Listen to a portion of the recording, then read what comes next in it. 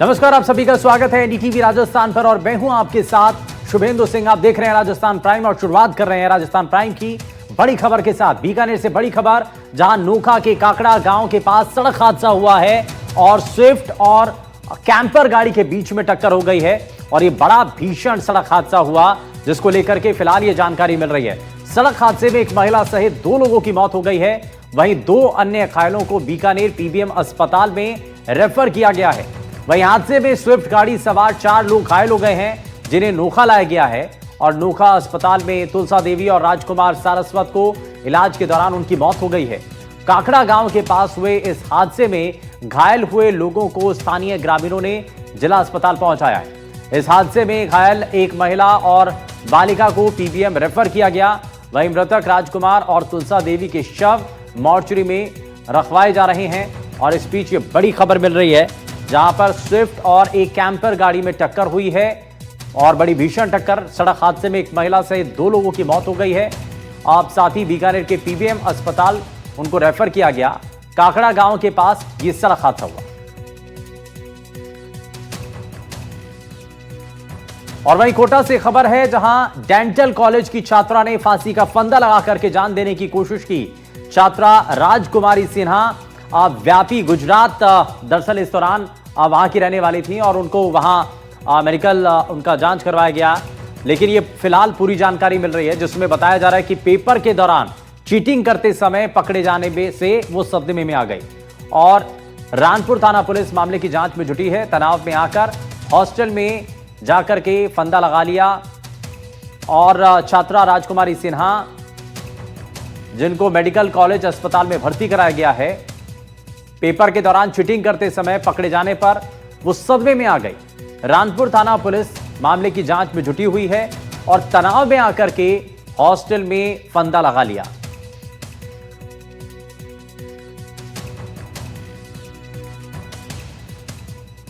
और जोधपुर से बड़ी खबर, जहां अज्ञात बदमाशों का बस पर हमला, मिनी बस के शीशे बदमाशों ने तोड़ दिए।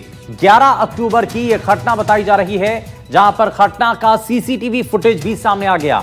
और ये 11 अक्टूबर की घटना है, जब सीसीटीवी फुटेज भी सामने आया है। बाइक पर सवार बदमाशों ने इस घटना को अंजाम दिया और सीसीटीवी के आधार पर जांच में पुलिस की टीम जुट चुकी है। मिनी बस के शीशे बदमाशों ने तोड़ दिए। 11 अक्टूबर की घटना और घटना का ये सीसीटीवी फुटेज भी सामने आया है। अज्ञात बदमाशों का बस पर हमले का ये तस्वीर सामने आई है। मिनी बस के शीशे बदमाशों ने तोड़े। 11 अक्टूबर का ये मामला है और इस दौरान अज्ञात बदमाश आते हैं और बस पर हमला कर देते हैं।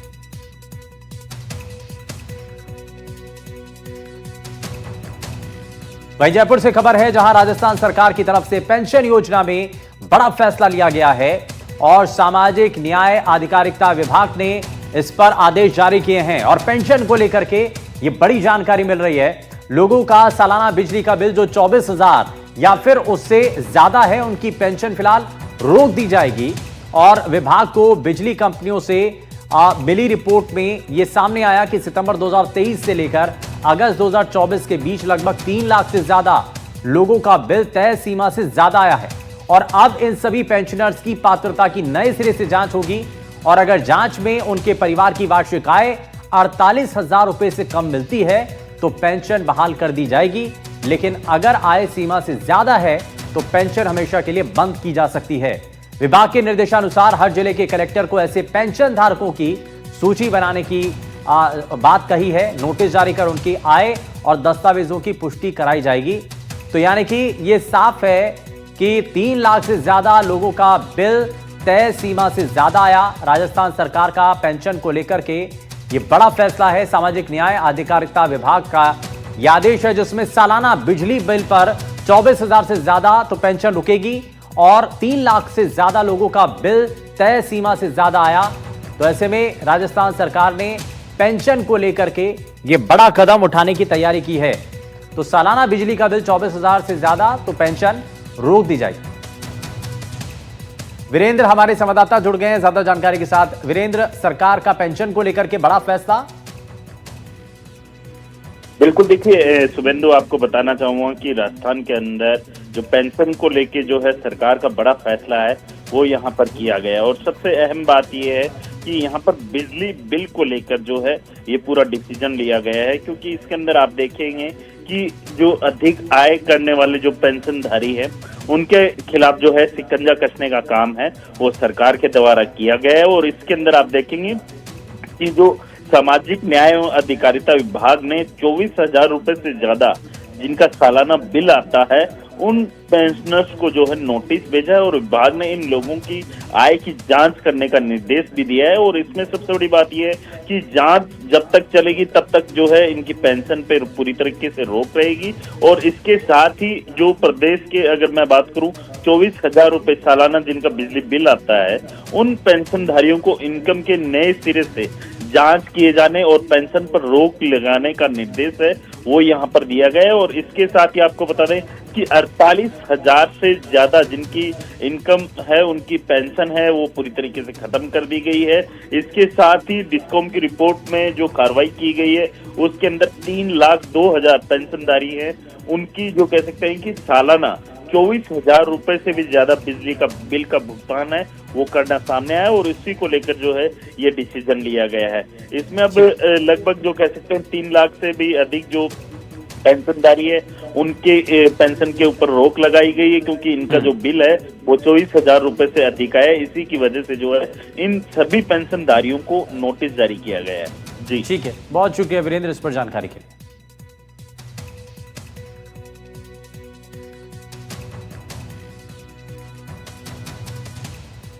और वहीं केंद्रीय गृह मंत्री अमित शाह जयपुर दौरे पर रहे, जहां उन्होंने आपराधिक कानूनों को लेकर के आयोजित प्रदर्शनी का भी उद्घाटन किया। युवा, किसान और महिलाओं को संबोधित करते हुए उन्होंने लोगों को स्वदेशी अपनाने का संदेश दिया। साथ ही पिछली गहलोत सरकार पर भी उन्होंने तंज कसा। इसे लेकर के गहलोत ने भी पलटवार किया है। और ये आप तस्वीरें देख रहे हैं जब मुख्यमंत्री भजनलाल शर्मा ने उनका स्वागत किया, पगड़ी पहना करके, साफा पहना करके उनका स्वागत किया गया। एक जरा रिपोर्ट आपको दिखाते हैं।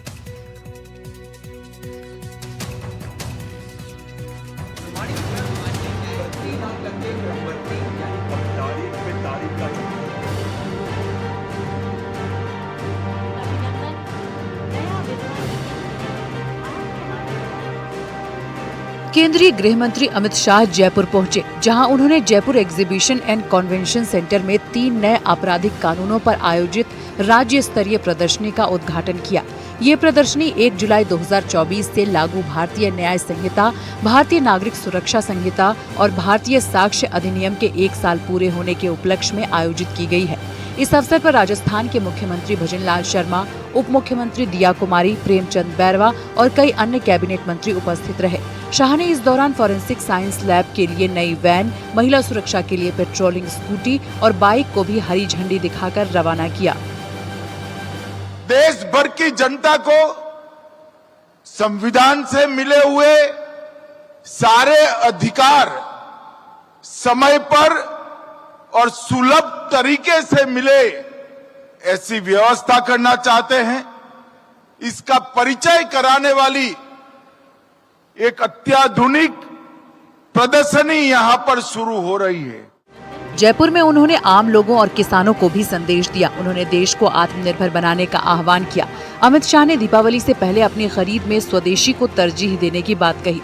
साथ ही उन्होंने किसानों से आह्वान करते हुए कहा कि दलहन के क्षेत्र में भी देश को आत्मनिर्भर बनाने के लिए दालों का उत्पादन बढ़ाया जाना चाहिए।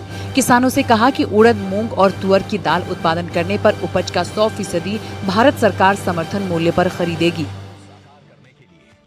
देश को दलहन के क्षेत्र में, तिलहन के क्षेत्र में आत्मनिर्भर करने की जिम्मेदारी हमारे अन्नदाताओं की है। मैं राजस्थान के सभी किसान भाइयों को निवेदन करने आया हूं कि दलहन का उत्पादन बढ़ाइए, नाफेड और एनसीसीएफ के साथ आपका रजिस्ट्रेशन करिए और एमएसपी पर आपका सारा दलहन का क्रॉप भारत सरकार खरीदेगी। जयपुर में बीएनएस के नए कानून के तहत लगाई गई प्रदर्शनी का उद्घाटन करने के बाद कार्यक्रम में मौजूद लोगों को संबोधित करते हुए केंद्रीय गृह मंत्री अमित शाह ने पूर्व मुख्यमंत्री अशोक गहलोत पर भी निशाना साधा। अमित शाह ने मंच से कहा कि पिछली बार राइजिंग राजस्थान के दौरान जब वो यहाँ आए थे तब अशोक गहलोत ट्वीट करके सवाल पूछ रहे थे कि इन एमओयू पर कितने लागू होंगे। उन्होंने कहा कि बीजेपी सरकार जो कहती है वो करके दिखाती है।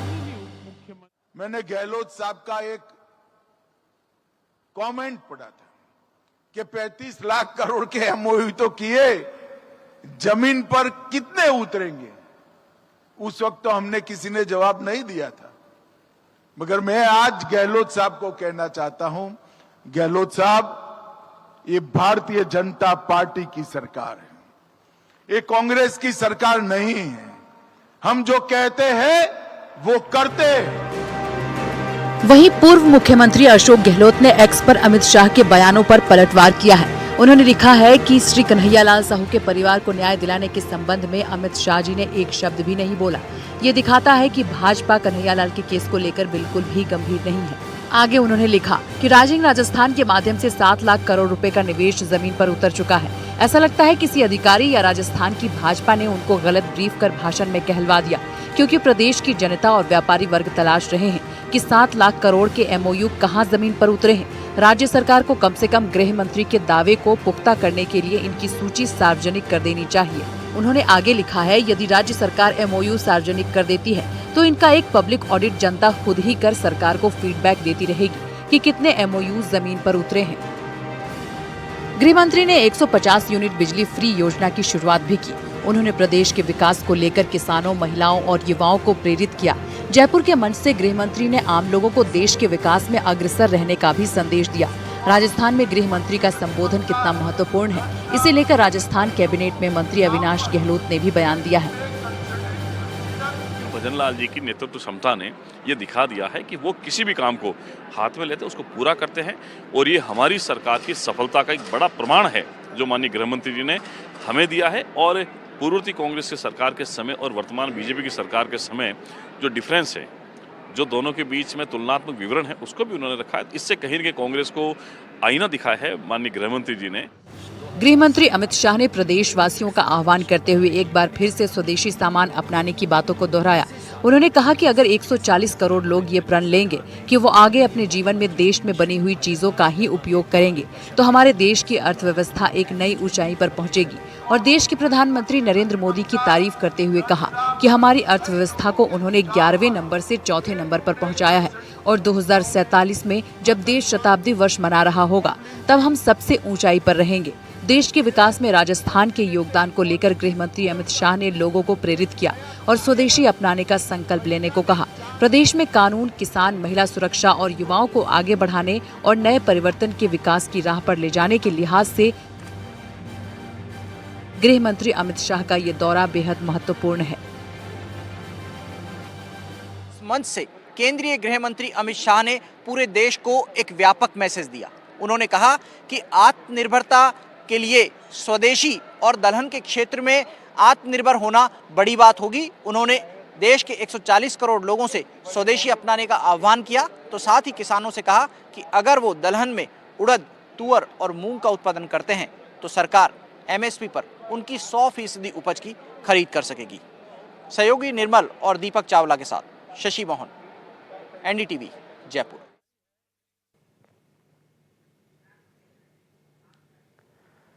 तो ये तो आपने जाना कि कैसे अमित शाह जब आए तो बहुत बड़े संदेश दिए गए हैं, लेकिन उन्होंने एक बहुत बड़ा बयान दिया। उन्होंने कहा कि जो कहते हैं वो करते हैं। जरा ग्राफिक्स के जरिए आपको दिखाते हैं। तो अब जरा ये जानिए कि अमित शाह ने क्या कहा है। अमित शाह ने क्या कहा है कि जो कहते हैं वही करते हैं, ये अमित शाह ने कहा है। और गृह मंत्री अमित शाह की राजस्थान को बड़ी सौगात थी। आपराधिक कानूनों पर प्रदर्शनी का उन्होंने उद्घाटन किया। कार्यक्रम में बीजेपी के सभी दिग्गज नेता मौजूद थे, लेकिन कार्यक्रम में एक हैरान करने वाली बात भी दिखाई दी। इस कार्यक्रम के दौरान पूर्व सीएम वसुंधरा राजे जो है नदारद रही। हालांकि इसको लेकर के सियासी गलियारों में कई तरीके की चर्चाएं भी हैं, लेकिन कार्यक्रम में अमित शाह ने एक बड़ा बयान दिया। और बड़ा बयान क्या था? बयान ये कि 2027 के बाद 3 साल में न्याय मिल जाएगा। 3 साल के अंदर अंदर न्याय मिल जाएगा 2027 तक। ये जो है बहुत बड़ी बात कही है। और उन्होंने ये भी कहा कि हम जो कहते हैं हम वो पूरा करते हैं। ये गृह मंत्री अमित शाह की तरफ से कहा गया। वहीं अंता विधानसभा चुनाव का मामला, जिसमें बीजेपी प्रत्याशी को लेकर सस्पेंस बरकरार है। कांग्रेस ने प्रमोद जैन भाया को उम्मीदवार बना दिया। नरेश मीणा निर्दलीय चुनाव लड़ेंगे और बीजेपी प्रत्याशी को लेकर के अभी तक सस्पेंस बना हुआ है। भारतीय जनता पार्टी से चुनावी मैदान के अंदर कौन उतरेगा, यह अभी तक साफ नहीं हो पाया है। वहीं क्या बीजेपी के अंदर सहमति नहीं बन पा रही है, यह अपने आप में सवाल है। स्थानीय लोगों ने जो है एक उम्मीदवार उतारने की मांग की है। फिलहाल बीजेपी से किसी नाम का ऐलान होना अभी बाकी है और अंता से प्रत्याशी के नाम का जल्द ऐलान होगा, यह भारतीय जनता पार्टी के तरफ से कहा जा रहा है। स्थानीय लोगों की मांग है कि जनरल सीट पर जनरल उम्मीदवार और स्थानीय उम्मीदवार बीजेपी उतारे।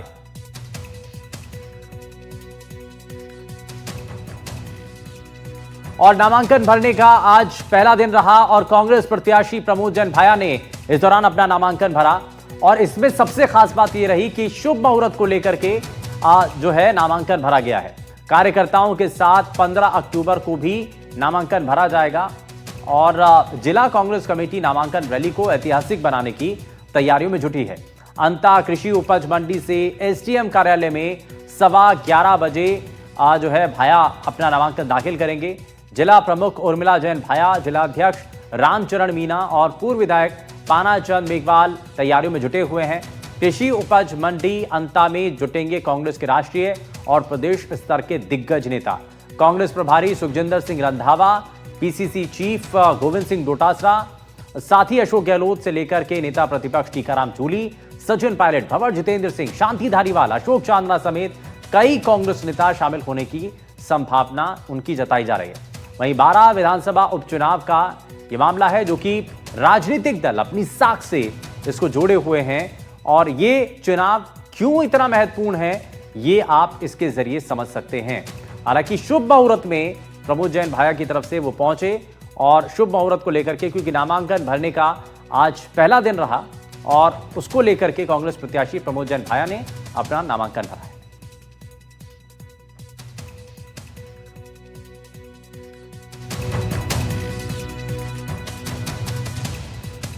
तो कांग्रेस प्रत्याशी प्रमोद जैन भाया ने अपना नामांकन भरा और नरेश मीणा दूसरी तरफ निर्दलीय चुनावी मैदान में उतरे हैं। और साथ ही आपको बता दें कि प्रमोद जैन भाया जो कि कांग्रेस पार्टी के प्रत्याशी हैं, हालांकि नरेश मीणा भी टिकट की दावेदारी पेश कर रहे थे, लेकिन उनका नाम नहीं आया। हालांकि उन्होंने ताल निर्दलीय तौर पर ही ठोक दिया।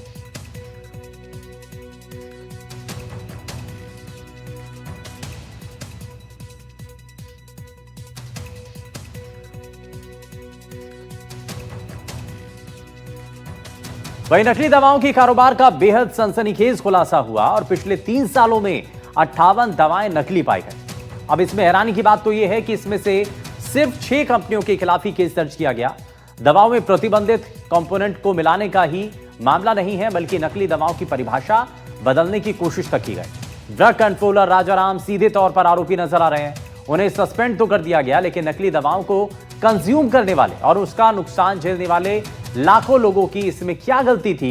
जब जिम्मेदार ही भ्रष्टाचार में लिप्त हो तो आखिर आम जनता किस पर भरोसा करे, ये सवाल है।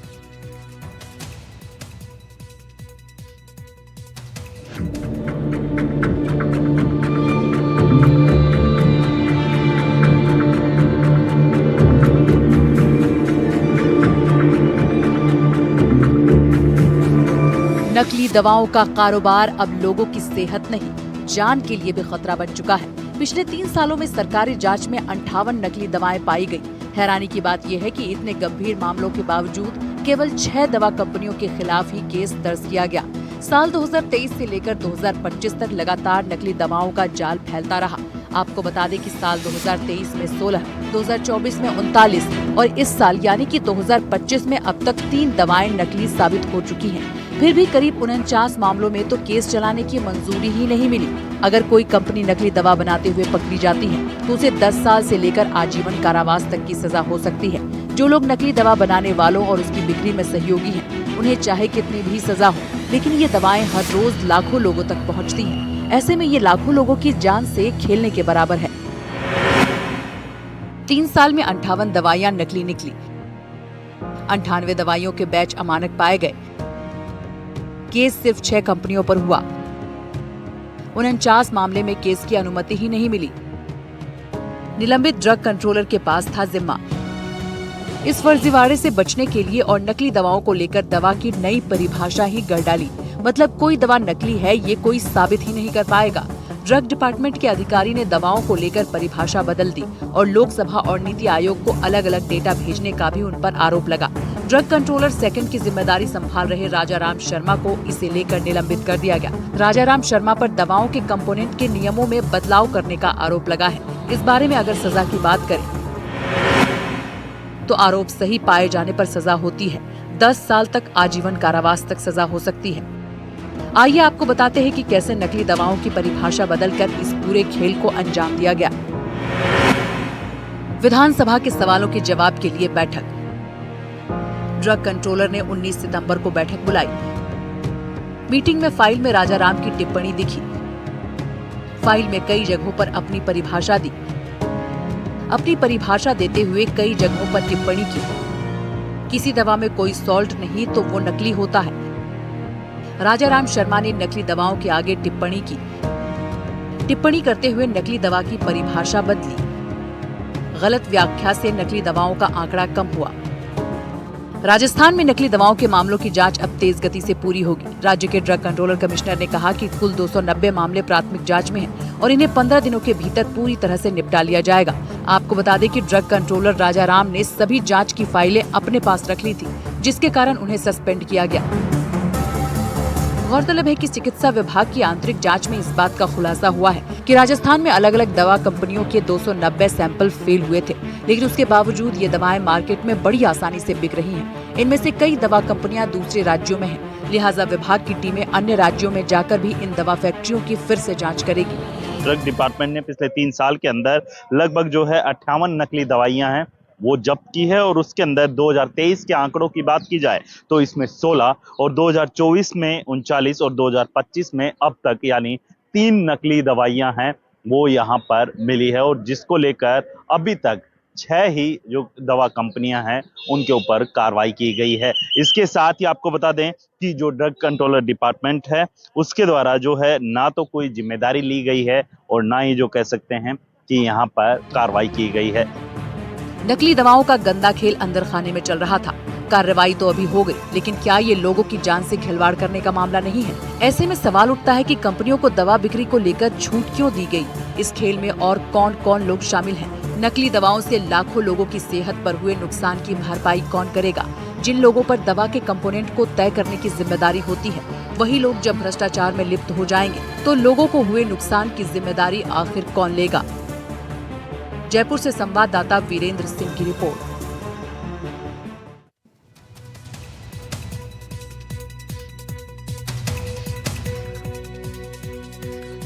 और नकली दवाओं का जो मायाजाल चल रहा है, कैसे चल रहा है, इसके बारे में जरा आपको ग्राफिक्स के जरिए दिखाते हैं। तो अब जरा आप देखिए कि दवा निर्माण कंपनियों का क्या गणित है, कैसे ये पूरा खेल चलता है, जरा वो आपको दिखाते हैं। ये आप देख रहे हैं कि हर दवा के अंदर, और कई अभी तक 3 साल के अंदर ऐसी कई कंपनियां हैं जिनके सैंपल जो है फेल गए हैं। छोटी कंपनियां जो हैं उसमें कितना मार्जिन है, 50,000 से लेकर के 1 लाख टैबलेट। और दूसरी तरफ आप देख रहे हैं यहां टैबलेट और कैप्सूल को लेकर के मध्यम बड़ी कंपनियां जो है 5 से 20 लाख टैबलेट। और इसी के साथ जो छोटी कंपनियां और मध्यम बड़ी कंपनियां हैं उनके बारे में आपको टैबलेट और कैप्सूल दवा निर्माण की जो गणित है उसके बारे में आपको बताते हैं। जरा आपको आगे बढ़ते हुए बताते हैं कि इसके आगे का खेल कैसे चलता है। और चलिए, ये हमने आपको दिखाया कि कैसे ये गड़बड़ी का खेल चल रहा है, लेकिन दौसा से इस बीच एक बड़ी खबर मिल रही है जहां गवर्नमेंट पीजी कॉलेज में बवाल हो गया और एनएसयूआई और छात्रों ने जमकर के उत्पात मचाया। महाविद्यालय के प्रिंसिपल कक्ष में शराब की बोतलें फोड़ी गई हैं और ये स्पीच बड़ी जानकारी मिल रही है जहां दस्तावेज भी फाड़ दिए गए और बंद पड़े छात्रावास को वहां पर चालू करवाने की मांग की गई है। ज्ञापन सौंपने के लिए यहां पर कार्यकर्ता आए थे, छात्र आए थे, लेकिन पीजी कॉलेज में हंगामे के बाद हालात बेहद तनावपूर्ण हो गए। हालांकि पूरी घटना जो वहां पर सीसीटीवी फुटेज है उसके अंदर कैद हो गई है और ये तस्वीरें भी आप देखिए, ये तस्वीरें सामने आई हैं सीसीटीवी फुटेज की जो है, तस्वीरें भी उस दौरान सामने आई। लेकिन पुलिस का अतिरिक्त जाब्ता पीजी कॉलेज में बुलाया गया। डिप्टी एसपी रवि प्रकाश शर्मा मौके पर पहुंचे हैं और तमाम चीजों को देखा गया। लेकिन इस दौरान एनएसयूआई और छात्रों ने जमकर के उत्पात मचाया। गवर्नमेंट का यह मामला सामने आया।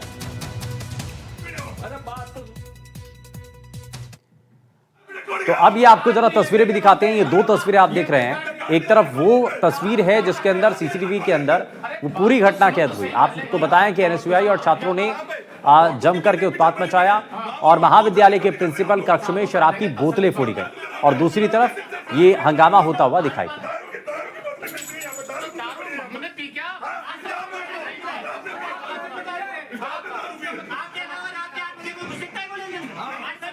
छात्र बाहरी थे और कॉलेज के भी अशोक डागोलाई और अन्य छात्र थे। वो ज्ञापन देने के लिए महाविद्यालय में उपस्थित हुए। ज्ञापन उनका था कि महिला छात्रावास बना हुआ है हमारे पीछे ग्राउंड में टंकी के पास में, तो हम शांति से ज्ञापन ले रहे थे। ज्ञापन तो दिया नहीं और यहाँ बोतल फोड़ी और ज्ञापन को फाड़ के और चैम्बर में पटक गए और अनुशासनहीनता की कार्रवाई करते हैं और अनुशासनहीनता, नारेबाजी, उल्टा सीधा बोलना, ये काम किया। हमने पुलिस को सूचना दे दी। पुलिस को सूचना देके पुलिस ने कहा हम कार्रवाई करेंगे। और बांसवाड़ा से बड़ी खबर, जहां छुट्टी के दिन सरकारी दफ्तर में शराब पार्टी, अधीक्षण अभियंता दफ्तर में छापा मारा गया और इस बीच ये बड़ी जानकारी मिल रही है। आपको बता दें कि अकाउंटेंट समेत 4 लोग वहां पर शराब पीते हुए मिले हैं और इसके बाद से हंगामा हो गया। दरअसल एक को यहां पर पकड़ लिया गया, 3 लोग मौके से फरार हो गए, जिसकी ये तस्वीरें भी सामने आई हैं। और इस दौरान क्योंकि पुलिस ने मौके से बियर की बोतलें भी बरामद की हैं, 3 लोगों को 3 लोग मौके से फरार हो गए।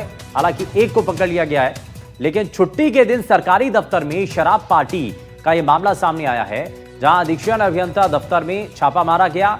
अकाउंटेंट समेत 4 लोग शराब पीते हुए वहां पर मिले हैं और ये तस्वीरें भी सामने आई।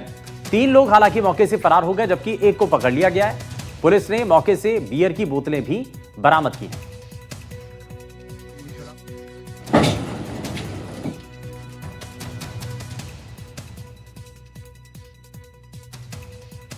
बुलेटिन में फिलहाल के लिए बस इतना ही, लेकिन तमाम बड़ी खबरों को जानने के लिए बने रहिए एनडीटीवी राजस्थान के साथ।